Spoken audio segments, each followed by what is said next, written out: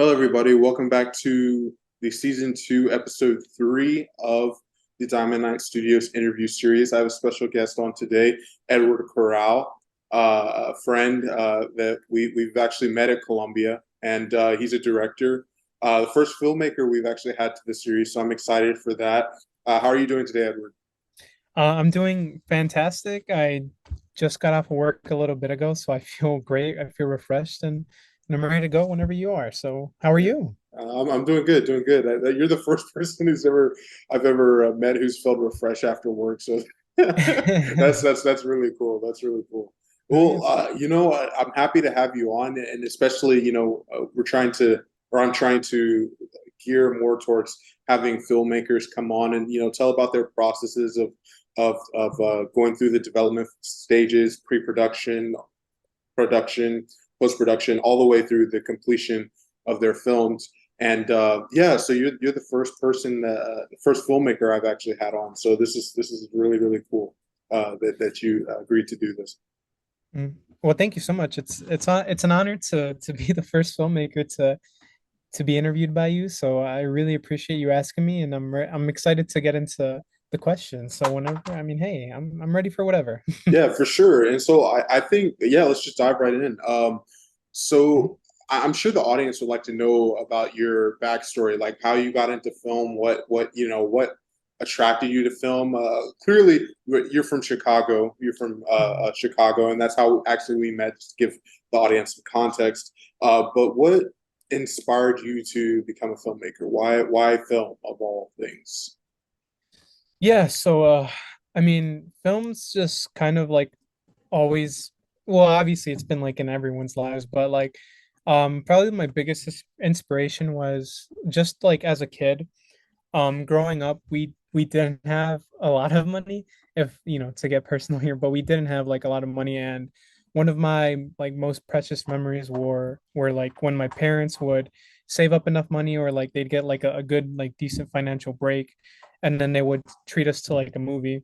And you know, one of my best memories was going to see Spider-Man 2 in theaters, because I loved Spider-Man as a kid, and just like getting the opportunity to see that and like on the big screen, and like knowing that, like, you know, we didn't have all the money in the world to like possibly be enjoying these moments. But that's like probably my biggest inspiration behind like going into filmmaking. But also, I'm not really interested in studying like anything else. I was never, you know, good in school. I never had like great grades.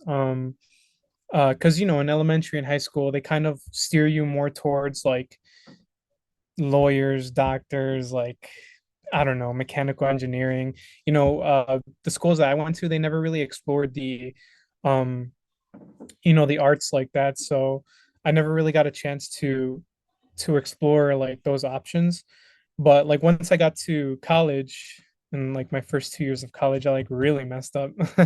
I took a little bit of a break. I did some soul searching, and you know, I just thought, well, if there's one thing that I really want to do with my life, that I'm really going to try at, and it's going to be filmmaking. It's going to be, you know, making movies for the big screen, or even if they're not for the big screen, they're just going to be for like movies for people to relate to. So that's my story. That's how I got into filmmaking. So, and here I am.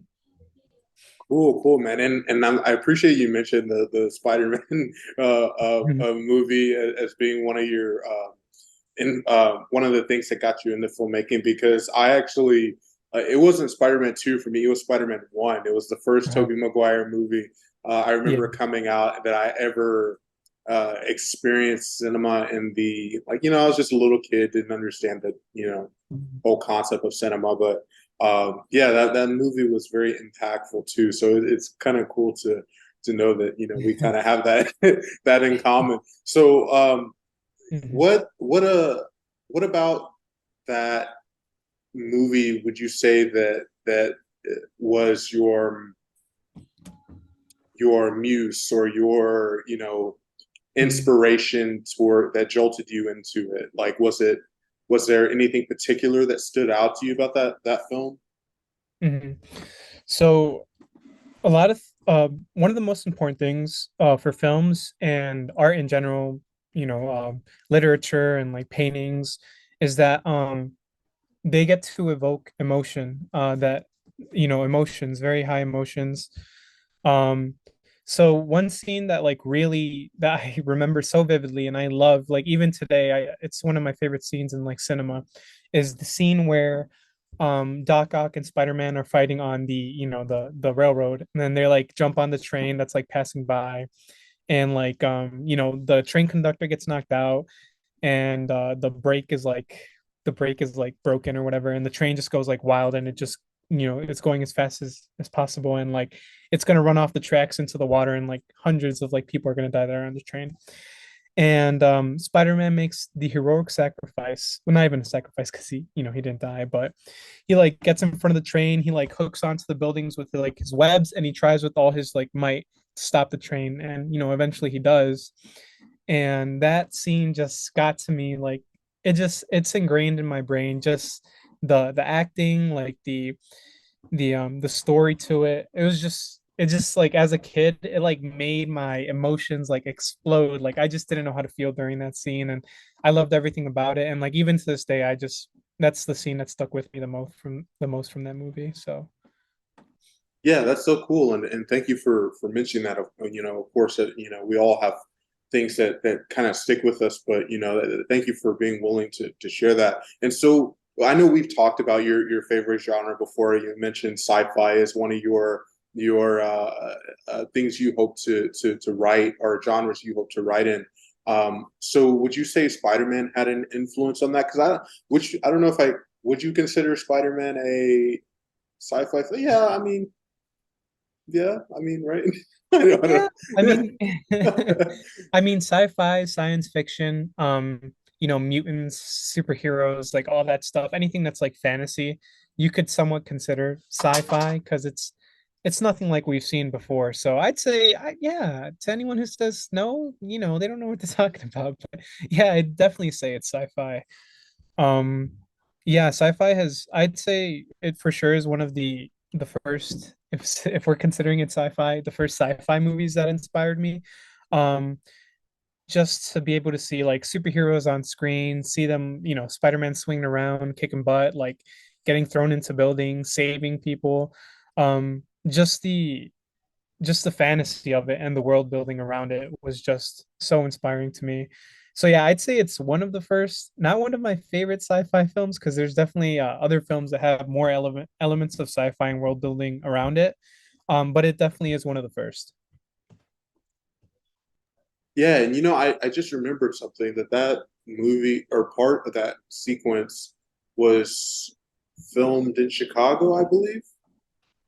I think Mhm. because they literally use the same trains as in that scene. Yeah, so I think part of that sequence was shot in Chicago. So would you say at that moment you kind of noticed the nuances in film, kind of like the cinematography, the shots, the or was it later on that you started becoming more observant of those things, or did it start as young as you were when you first started, or when you saw Spider-Man? When you're a kid, you don't really tend to pay attention to the small little like details, like the cutting, the editing, the music. Like it's all just kind of coming at like all you kind of want to see is like Spider-Man win. So like as a kid, I didn't really notice, but as I got older, I started to notice like, oh, okay, they're cutting a lot during this scene, or like they're cutting a lot during these moments. This must mean like, suspense is building up, or like something crazy is about to happen. um so it became a little bit more clear when I started to take like cinema classes at my community college, like the different elements of it. But like even watching like just films like on my own, like of course you start to pick up like little things like, okay, the music is like getting louder, the music is getting like, you know it's getting yeah, well, louder. But there's just a bunch of like different things you pick up just watching so many different movies. You start to notice trends with different scenes. And so yeah, but I mean as a kid you don't really care. You just want to see some action. So Yeah, no, I totally related. And after, like halfway through the question, I realized, as a kid, did I care about the cinematography of a film? No, I didn't. Really, I didn't. I cared about Spider-Man, of Mhm. course. And so I guess that kind of leads into my next question. How do you work out building characters, building story, or how do you, what is your process to having or building a concept? Of course, that would lead into, script and, Mhm, the rest of the filmmaking process, but how do mhm, you build the idea? mhm. So uh, I've had like a couple of ideas behind like characters or like stories I would like to tell. Um, I guess in a way that Spider-Man has really influenced me, or like superheroes in general, is that I always feel like the main character or the person that the plot like surrounds has to go through something traumatic. Um, I like to tell those kinds of stories. Like I like there to be a hero, a clear-cut protagonist. And so just watching like the Spider-Man movies, like I always thought obviously Spider-Man, like his Uncle Ben died. So like when I think of characters, I think they need to go through something traumatic in order for them to like help others or like go through their character arc or something like that. But it's not always the case. Sometimes I'll just think of um like regular slice of life type stories that relate to my own life as well.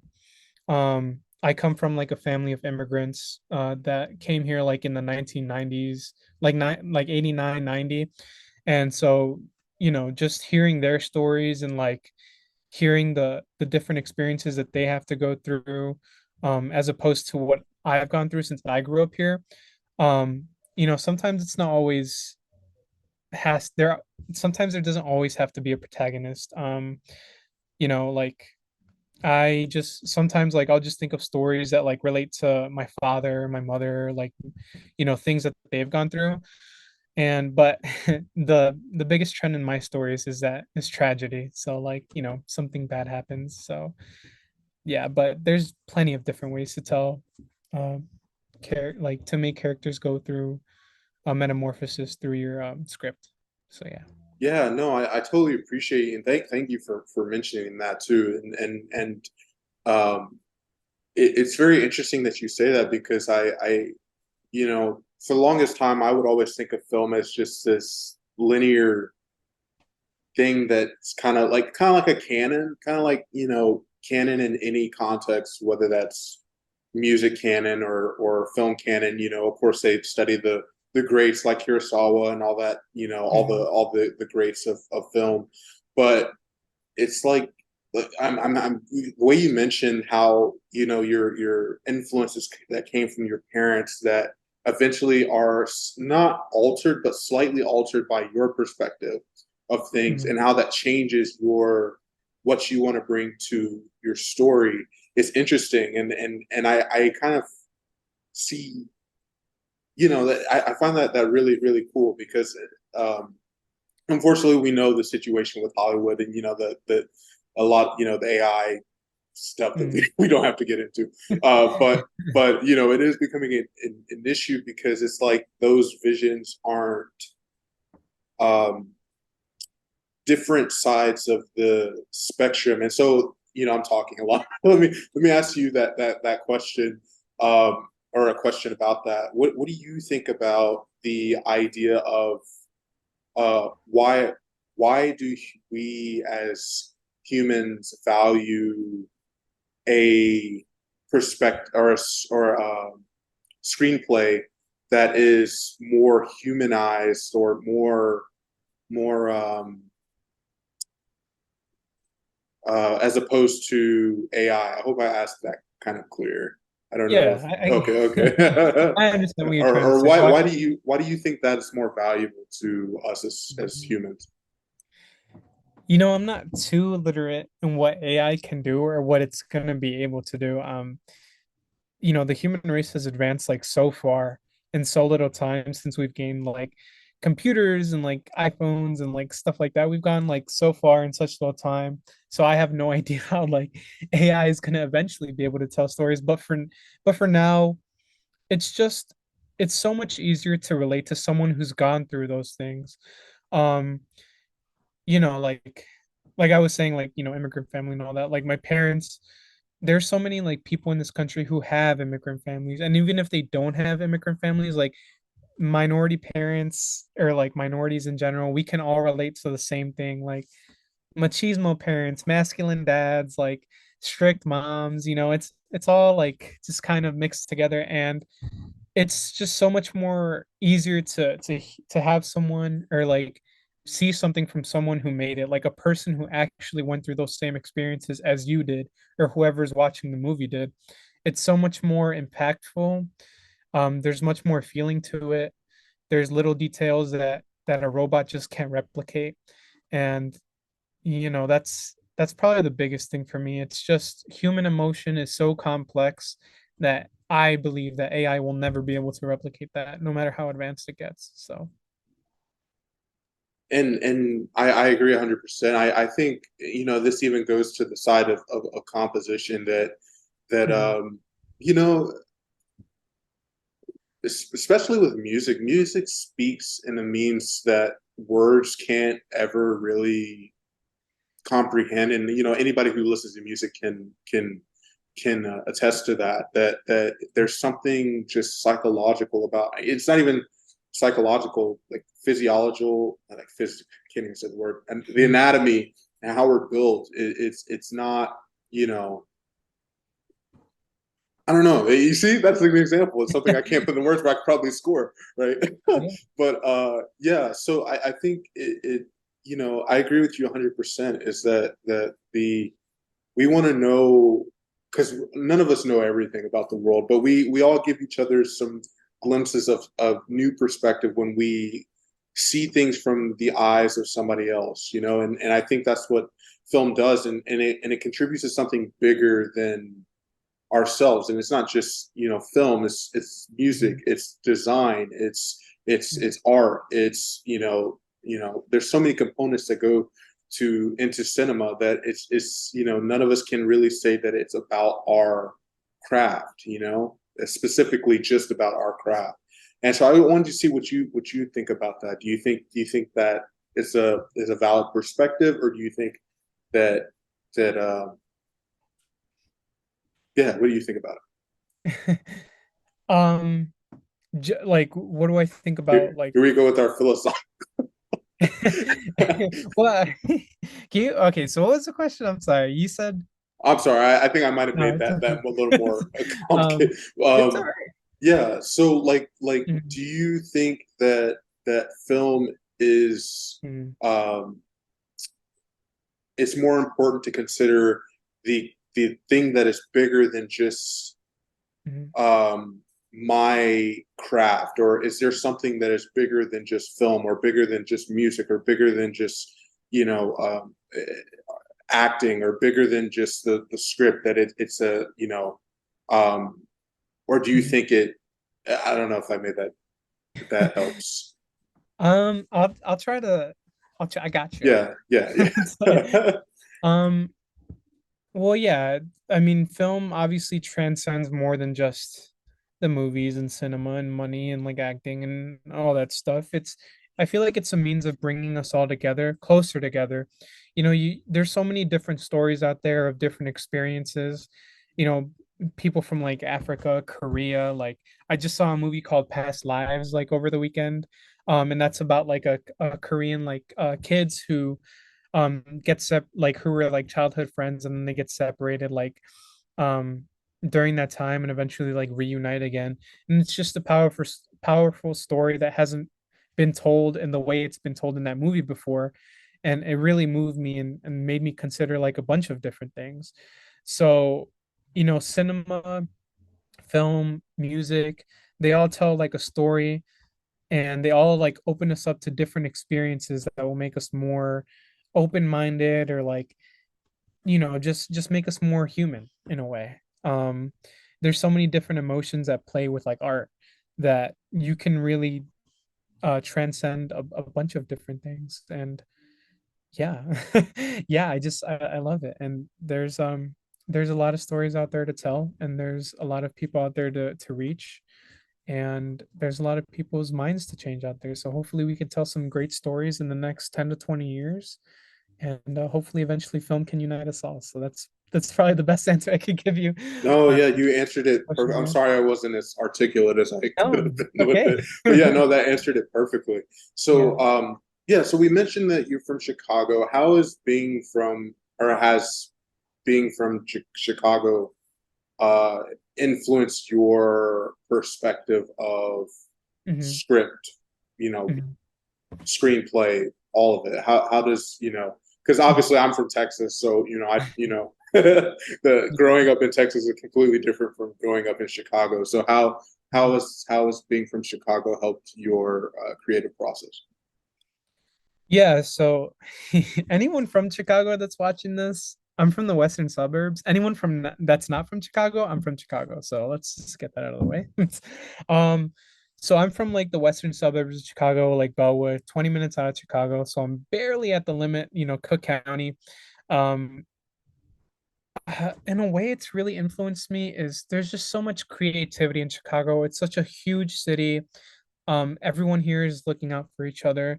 There's a lot of communities, um, a lot of great communities, and I guess the way it's like influenced me is just there's so much inspiration around us. Like you go out of a Chicago Bulls game or like a Chicago White Sox game, and you see like the drummer boys, the people like hitting those buckets and like making like music out of nothing basically. And there's just so much talent around Chicago.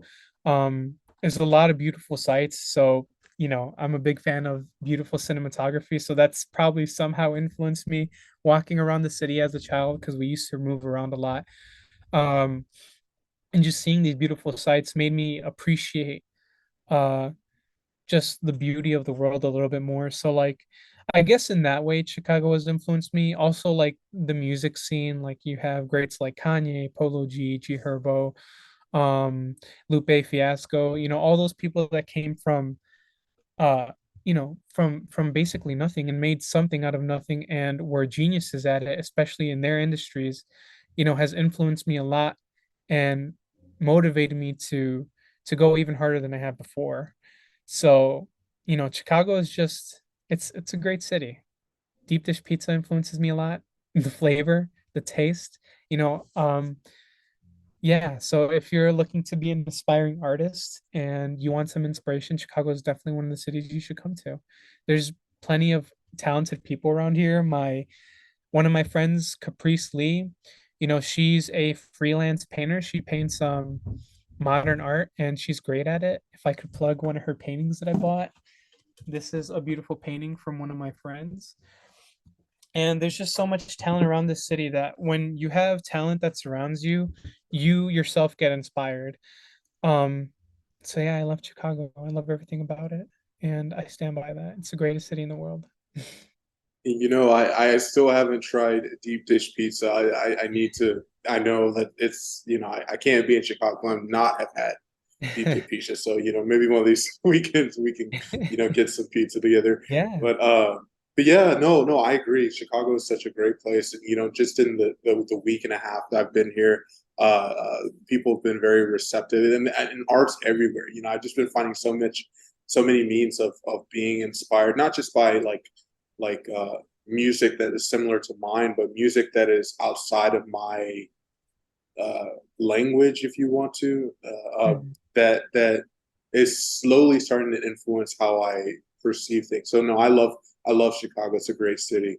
Um, I want to talk about, so if we go back to the sci-fi thing, I wanted to talk about, because the other night we talked about Interstellar, which is one of your, of course, your favorite films, and he actually has the script, the whole book. I was I do actually have the script book. really surprised. I was like, yeah, that's awesome. Mhm. So what do you draw from that screenplay that gives you inspiration? And yeah. Mhm. Okay, give me one second.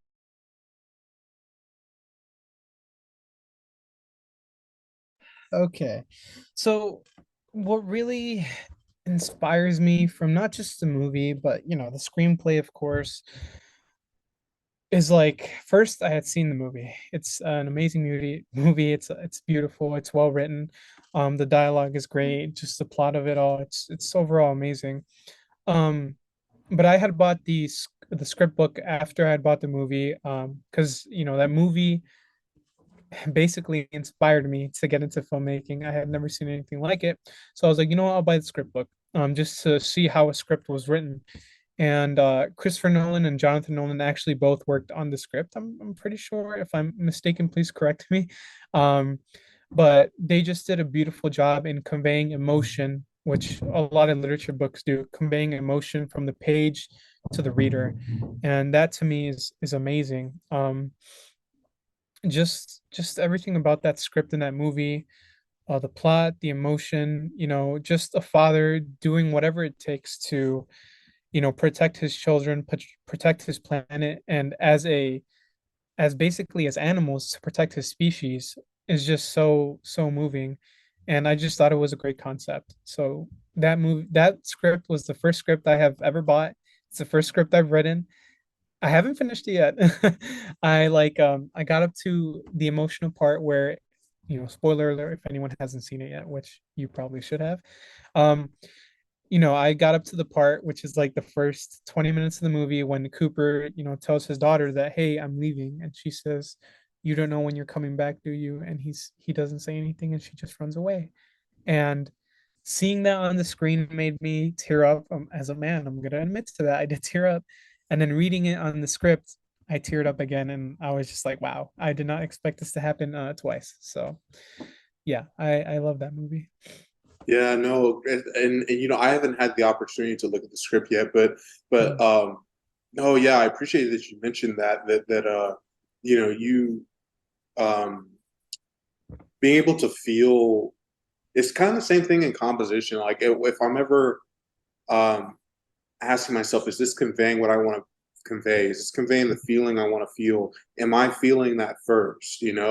How can I expect somebody else to feel something if I don't, if it doesn't affect me in that way? And then start outsourcing to people and see if they feel the same way. And so no, I appreciate that you mentioned that about the script and how you could actually feel the beats and how the dialogue works and in a way and so when it gets to the screen, it's like it's a whole nother um, it's like the gravy on top of the not gravy, the icing on top of the cake, yeah. because now you can actually Mhm. visualize what emotions you're feeling. And so I know we only have about 6 minutes left, but Mhm. how how this is an interesting question. I'm trying to be more articulate with my questions. Um, if you were to write a script and that was your goal, how do you think you would approach doing that, specifically with script writing or with writing a screenplay? So, you I know know, that's a very on the spot question. no, it's okay. So you're kind of asking me how would I convey emotion from a script to, or like into my script, or like from script to the viewer or reader. Into your script, Hmm. kind of like how Interstellar was. You read it, you could Hmm. feel the emotion without even seeing the picture. Hmm. How? Because that I think those are like two different mediums in themselves, and this is probably a deep question for a 5 minute answer. But like it's one thing to see it, and it's one thing to read it. And Hmm. so, how do you, if for example you were to convince, I don't know, a producer or whoever, the emotion you're trying to convey, how would you do that in a script? Just curious. And this, I just curious of how you would, your creative vision and Hmm. how you. Yeah. So like I come from a creative writing background. I took creative writing classes and poetry classes at my community college. And once I got into my script writing courses, I was told to forget everything I had learned in creative writing and to be less specific. Because in creative writing, you have to be specific with your words. You have to be, very detailed. And with scripts, you have to be as simple as, like, not as simple as possible, but you have to keep it like simple and easy to read so that you can convey those images from the script onto screen. Um, and you know, it's just, I guess, like the dialogue. They did such a great job with dialogue in that movie and the script that you could feel it. And even like as a, you know, the stories about like a father and a daughter. And even though I'm not a father, you could just tell how much like Cooper cared about his kids. In the script book, they talk about, or even like in the movie, and obviously you see it in the movie, but reading in the script book, you could tell he cares about his kids. He takes them to a baseball game. He wants his son to get like into a college where he doesn't have to be a farmer, because in the movie, farmers are the most needed because like the crops are dying, like there's going to be less oxygen in a couple of years. And so they had made or written Cooper to be obviously a well-loving dad, putting his kids above his own needs and concerns and his own safety.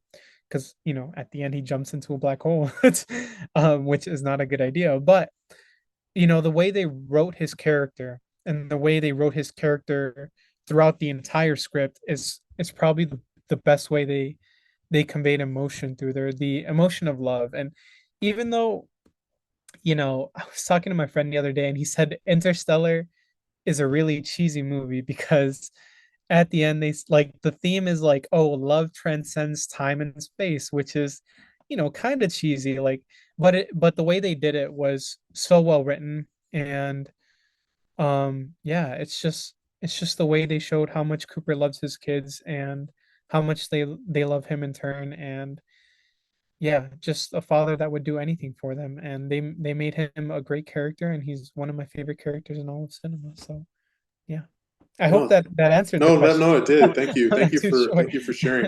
And I would actually want to talk to your friend because I think the theme of the movie is more in talks more about time in general. And I think that's the common Yeah, yeah, motif throughout the film, even with the watch and like the watch and like how there's just so many little nuances that are yeah. like I had to watch it like 10 times to catch everything, Mhm, and I still probably haven't caught everything, but no, mhm, yeah, no, I agree 100% that the dialogue, it you can do so much with just dialogue alone, and then when mhm, you put the picture to it, it just creates a whole new perspective of it. And this is coming from someone who's not a filmmaker, but mhm, it's the same. I think it's the same thing in regards to music. How um, the we tried to take the someone described to me as this, and I know I only have a minute. Is taking the unmanifested, converting it to the manifested, which is the written music. mhm, Then the musicians take the written music and then they return it back to the composer as an unmanifested source. And so it's a whole process of like, how do I create this idea, this emotion that isn't physical and make it into something physical and mhm, make that physical thing translatable to another human being who can then translate it back into something that isn't physical. But you see, what I've appreciated from that process is that especially with musicians, they tend to do things that are unexpected. And then I have a whole new perspective of my vision because I never saw it that way. And mhm. so I think it's the same thing with script writing. And yeah, like I said, I know I only have 1 minute. We can go talk about this all day. And sure, I know we will continue to talk about Interstellar. But Ed, thank you so much for coming on. It was a pleasure. And like again, being the first filmmaker on the series. And is there any final things you want to say before we close out? I guess I'd like to say that I appreciate you having me on. I appreciate you interviewing me. This is obviously great exposure for a young up and coming filmmaker like myself. Um, the only thing I really want to say is like follow your dreams, be kinder to each other, and you guys will see a lot of me in the future. So yeah. Thank you again, Ed, and we'll see you in a couple of days. And yeah, thank you all for tuning in for our third episode of the Diamond Night Studio interview series. Have a great day, guys.